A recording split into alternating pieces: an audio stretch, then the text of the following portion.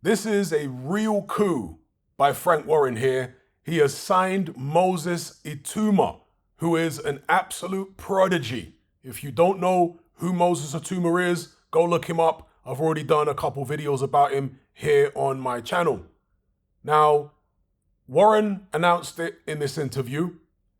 And again, as a selfish boxing fan, I was a little disappointed by what Frank Warren said because he talked about moving Moses Itauma slowly. Now, there was some speculation about whether or not Itauma would stay amateur. Bear in mind, he's only just turned 18.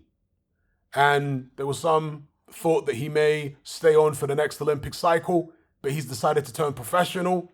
Now, was it the fact that there may not be boxing at the next Olympics that influenced his decision to turn pro so young? I don't know. But as you guys know from the previous videos I did about Moses Itauma, I would like to see if he can actually try and break Mike Tyson's record and become the youngest man ever to win a version of the world heavyweight title. Mike Tyson won the WBC heavyweight title at the age of 20 years and 4 months. Moses Itauma just turned 18 now. So, yeah, if they moved him real quick, then over the next 24 months, 25, 26 months, as long as it's inside the 20 years and 4 months of Mike Tyson, there's an opportunity there to make history. But Frank Warren in this interview talked about not rushing Moses Itauma. He said that his son, I think it was George, one of his sons, is going to be managing Moses Itauma. And he basically says that his son understands, his son is in agreement with him that he shouldn't be worn out. I can't remember the exact term he used, but he shouldn't fight too frequently because it's not just the fights, it's also the training camps. It can wear a fighter down. But when you are as young as Moses Itauma, you have energy that you don't have when you're even 25, 26, 27. A guy who's 18 has got crazy energy when he's an athlete. I mean, you look at Mike Tyson, for example. I've always argued that Mike Tyson at 18 actually had more energy about him than when he was 22, 23 and world champion. Yeah, when he was 18. So possibly a bit short-sighted on Frank Warren's part. He's thinking about Itauma in the same way that you'd think about someone who's in their mid or late 20s. Yeah, they might get tired if you put them in too many fights and too many training camps early. But a guy like Itauma, just turned 18, personally, I would at least explore the possibility that Itauma would want to go for that world record and becoming the youngest heavyweight champion in history. So, and look, I get it. If you don't care about records and you just care about building the fighter and taking your time, there's no need to rush, okay, unless you're trying to break records, taking your time, then I completely get it, right? But if you care about history, if you care about legacy and doing something that nobody's ever done before, and that's really a thing which is more to do with vanity, right? If a fighter wanted to do that.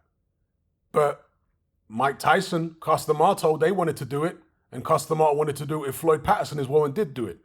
So, you know, these are things that, as a boxing fan, I like to see.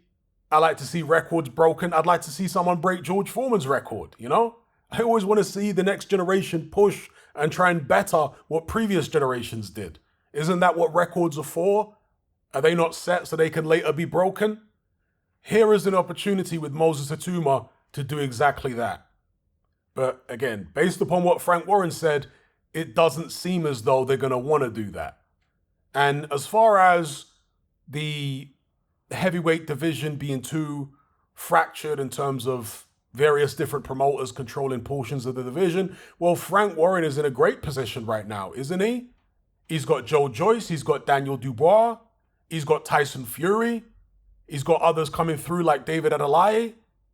Frank Warren's taking care of multiple generations at this point. You know, he's investing in not just the future of the heavyweight division, but his future. And I think he made some comments recently which are very, very valid about Eddie Hearn. He said Eddie Hearn's had a nice run, but it's pretty much over now. And you look at what Eddie Hearn is doing, it's almost as if he's given up on the heavyweight division. Like the AJ gravy train being derailed has completely demoralized Eddie Hearn somehow. And now he doesn't even want to look at heavyweight boxing.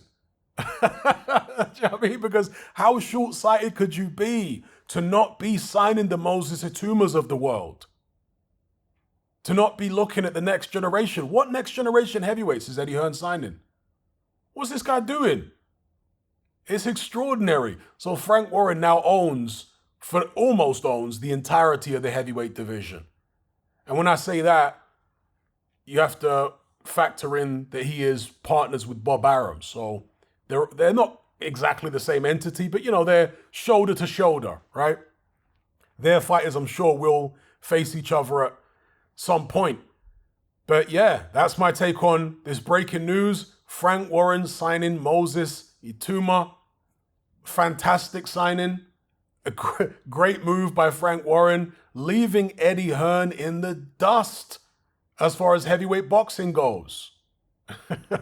Let me know what you guys think about it in the comment section below. I'm just speechless that Hearn is letting Frank Warren get so far ahead of him like this. He's completely lost his way.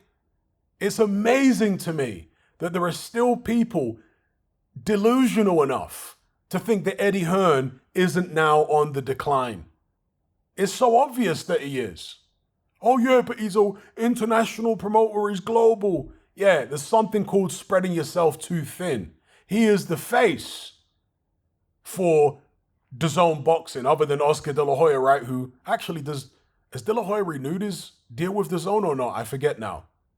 But yeah, he's a brand ambassador basically for DAZN. That's what he operates as.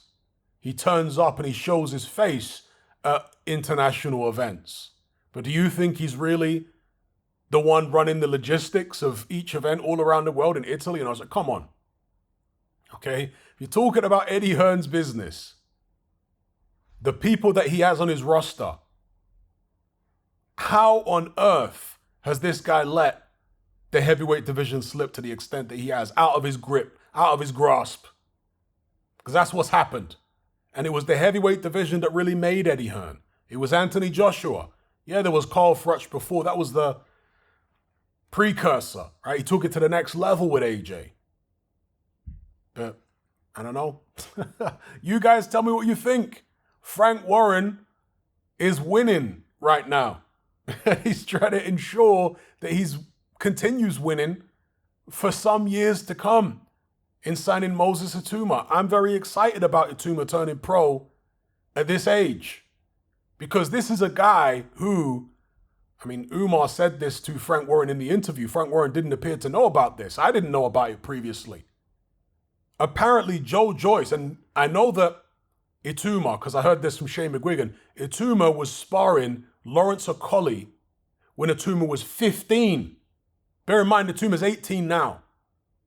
Okay? So when he was 15, 16, he was coming from school, right, in his uniform to spar professional world champions, and he was holding his own. And even recently, when he was 17, he was in there sparring Daniel Dubois. Shane McGuigan said he couldn't believe how good Itauma was. This is a prodigy.